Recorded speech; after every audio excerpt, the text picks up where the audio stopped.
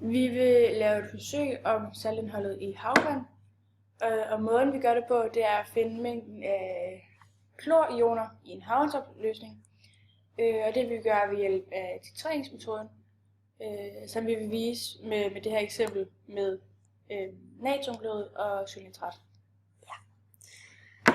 Måden man udfører forsøget på, det er, at man har en glaspipette, hvor man putter sit sølvnitrat i. Så har man en målekolbe hernede, hvor man har noget saltvand i. Og så drypper man det her sølvnitrat ned i saltvandet, og det danner så noget bundfald, fordi det er det er tungt opløseligt. Og man kan se, hvordan at klorionerne og sølvnitrat-ionerne, de får,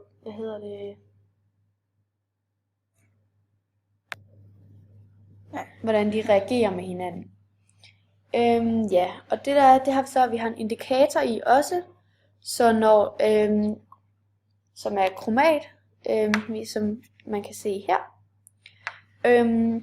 Og det der så er, det er, at når AG-ionerne, de ikke har flere klorioner at reagere med, så vil AG-ionerne reagere med de her kromationer. Og det vil så danne et rødt bundfald, og derfor så kan vi se, at vi har nået det fulde kloridindhold i saltvandet. Præcist det som Julie sagde før, det er, at hernede, der har vi kloridionerne og sølvionerne, og det er ekvivalente mængder, som vi kan se over på reaktanternes side. Det vil sige, at det er en til en forhold, og de danner en hvidlig farve i glasset. Når vi så tilsætter kromaten, så reagerer den med sølvet, som danner en rødlig farve, og vi vil så se den som lidt orange i vores forsøg, går vi ud fra, da det er rød og hvid, der blandes. Det vi så lidt mere præcist gør, det er, at vi tager nogle forskellige saltvandsopløsninger med en procent af saltvand, eller af salt, som vi ved, der er i. Så tager vi en med 1%, en med 2, en med 3, en med 4 og en med 5. Og så kan vi så se volumen af AGI.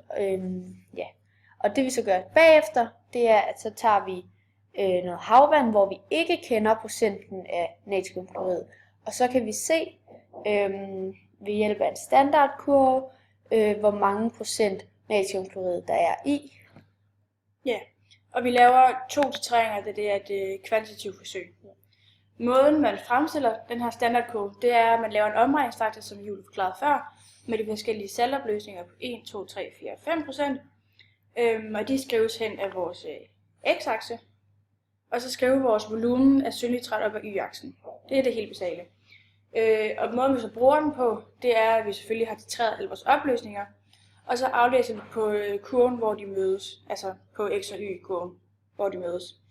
Den viden kan vi så bruge, når vi skal finde ud af vores egen saltmængde i den ukendte, altså i den mængde, vi ikke ved, hvor meget salt der er, den kan vi så sammenligne med vores kendte mængder, og så finde, hvor meget salt der er i den.